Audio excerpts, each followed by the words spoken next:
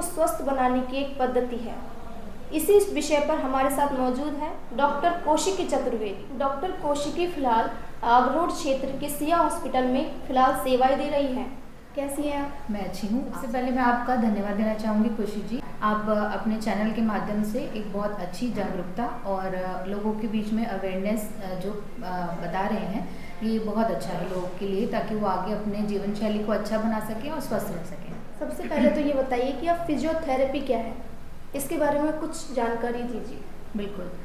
देखिए, फिजियोथेरेपी एक ऐसा माध्यम है और एक ऐसा ट्रीटमेंट है जो कि बिना किसी दवाइयों और सर्जरी के द्वारा किया जाता है, जिसमें फिजियोथेरेपिस्ट एक पेशेंट को physically, mentally and socially wellbeing के लिए क्रिएट करता है, उसको इंडिपेंडेंट बनाता है, किसी भी इलनेस और एजिंग को कम करने के लिए, किसी भी इंजरी से बचने के लिए एक बहुत अच्छा ऑप्शन रहता है, जो हम बिना दवाई, बिना सर्जरी के द्वारा करते हैं, जिसमें हम अपनी टेक्निक्स एंड एक्सरसाइजेज यूज़ करके पेशेंट को ट्रीट करते हैं।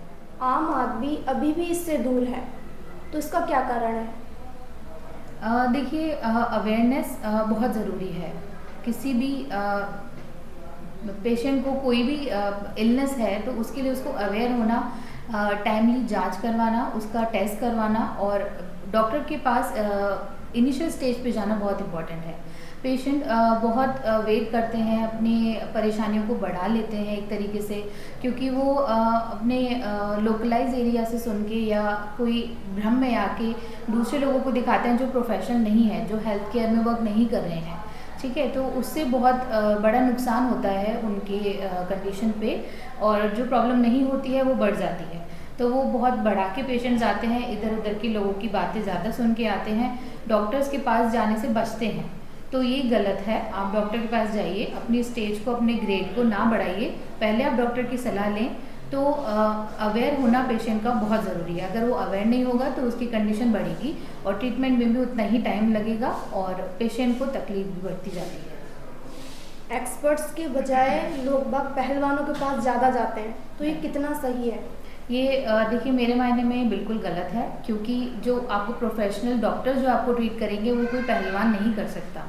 लोगों का मिसकॉन्सेप्शन है कि अगर हम पहलवान या देसी इलाज करवाएंगे तो हम जल्दी ठीक हो जाएंगे या हमें इलाज मिल जाएगा। ये बिल्कुल ही गलत है। आप पहले डॉक्टर से कंसल्ट करिए, अपना प्रॉपर जांच कराइए, जो भी आपकी परेशानी है उनको बताइए, वो आपको बिल्कुल सही गाइड करेंगे। वो आपको कभी गलत गाइडेंस नहीं दे सकते। वो आपको चाहे मेडिकल रिक्वायरमेंट हो, चाहे आपको किसी और तरीके से आपको वो बताएं, आपको समझाएं, प्रिकॉशंस बताएं, तो कभी भी पहलवानों के पास या देसी इलाज में लोगों को कभी नहीं जाना चाहिए। यही उनके आगे परेशानी बढ़ने का कारण बनता है। इसी से जुड़ा एक सवाल है, जो आजकल सोशल मीडिया पर वो जो बॉडी को चटकाने वाला दिखा रहे हैं, तो ये कितना सही है? देखिए, इसका प्रॉपर एक टर्म होता है कायरोप्रैक्टिक टेक्निक। वो एक डिग्री होल्डर ही आपको प्रोवाइड कर सकता है। उनकी एक टेक्निक होती है जिससे वो अपना ये ट्रीटमेंट देते हैं। तो हर कोई ये कर रहा है, ये बिल्कुल गलत है। उन पे नहीं जाना चाहिए किसी भी पेशेंट को। और ये फिजियोथेरेपी में भी आता है। फिजियोथेरेपिस्ट, कायरोप्रैक्टर अपना डिग्री लेते हैं और टेक्निक बेस्ड प्रैक्टिस करते हैं, कोई गलत चीज़ नहीं करते हैं। किसी भी गलत बहकावे में पेशेंट्स को नहीं आना चाहिए। ये बिल्कुल गलत चीज़ें हैं, वहाँ ना जाएं। अपना इलाज सही तरीके से अपने डॉक्टर से लें, अपने फिजियोथेरेपिस्ट से ही लें। फ्रैक्चर जैसी स्थिति के अलावा और कौन कौन सी कंडीशंस है जो प्रभावी है? नॉट ओनली फ्रैक्चर, बहुत सारी कंडीशंस हैं, सेवरल और न्यूमरस कंडीशंस हैं जिसमें फिजियोथेरेपी आज कारगर है और बहुत लोगों को इससे फ़ायदा मिला है और ठीक पेशेंट्स इससे होते हैं। एज की बात करें तो बच्चे से लेके, चाइल्ड से लेके geriatric physiotherapy, old age group की फिजियोथेरेपी तक का सेशन हम देते हैं, जिसमें चाइल्ड के पीडियाट्रिक फिजियोथेरेपी होती है एंड स्पोर्ट फिजियोथेरेपी इसमें इन्वॉल्व है। इसकी कई ब्रांचेस हैं।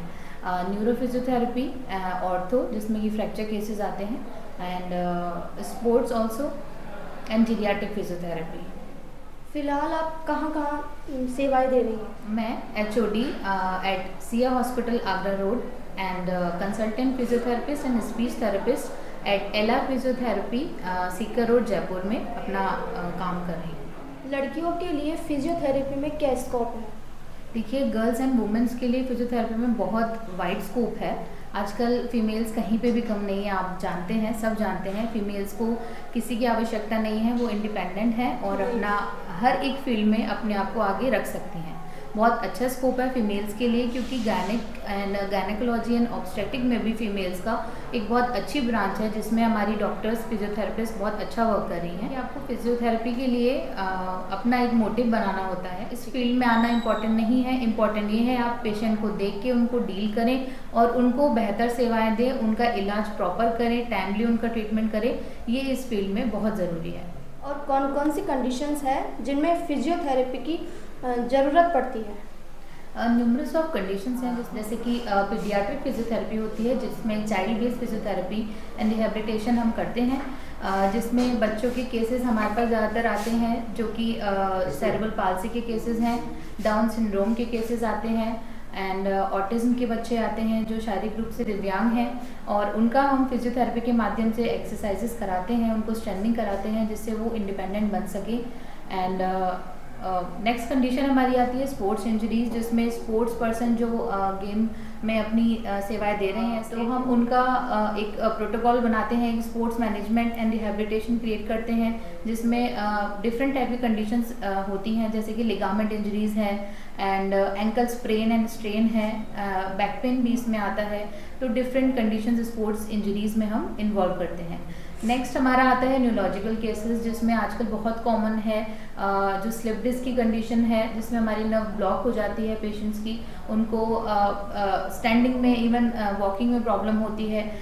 तो वो इस कारण से होती है क्योंकि हमारी जो डिस्क है उसमें बल्ज हो जाता है। डिस्क बल्ज होने के कारण नसों पे दबाव डालती है, जो हमारे कमर से लेके पैरों तक पेशेंट को दिक्कतें आती हैं, जैसे कि दर्द हुआ, उनको झंझनाहट और सूनापन पैर में आता है। ऐसे पेशेंट्स हमारे पास मोस्ट कॉमन है न्यूरोलॉजिकल केसेस में। एंड इसमें हम देखते हैं पैरालिसिस आजकल पेशेंट्स को बहुत जल्दी आता है, आफ्टर 60 पेशेंट्स को पैरालिसिस आ जाता है, जिसमें उनका हाफ बॉडी पैरालिसिस या फुल बॉडी पैरालिसिस के केसेस बहुत कॉमन हैं।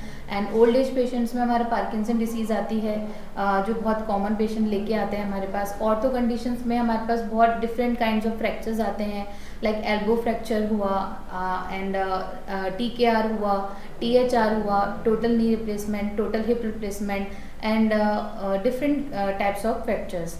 एंड हमारा एक कार्डियोपल्मोनरी रिहेबिलिटेशन भी होता है, जिसमें हम अस्थमा के पेशेंट्स एंड COPD के पेशेंट्स जिनको ब्रीदिंग में प्रॉब्लम है, उनके लिए हम ट्रीटमेंट उनको प्रोवाइड करते हैं, एक अच्छा प्रोटोकॉल बनाते हैं उनके लिए।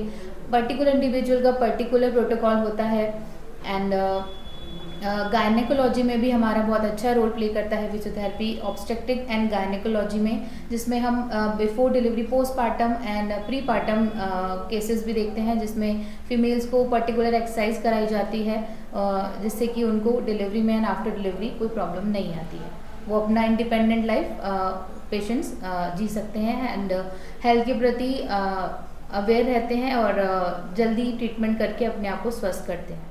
डॉक्टर कौशिकी को हम धन्यवाद देंगे, आपने बहुत अच्छी जानकारी दी। आप सबको भी धन्यवाद, मीडिया नीज को बहुत धन्यवाद, लोगों के मन में जागरूकता फैलाने के लिए, उनको अवेयर करने के लिए मैं आपके चैनल का शुक्रिया करती हूँ। नमस्कार। नमस्ते।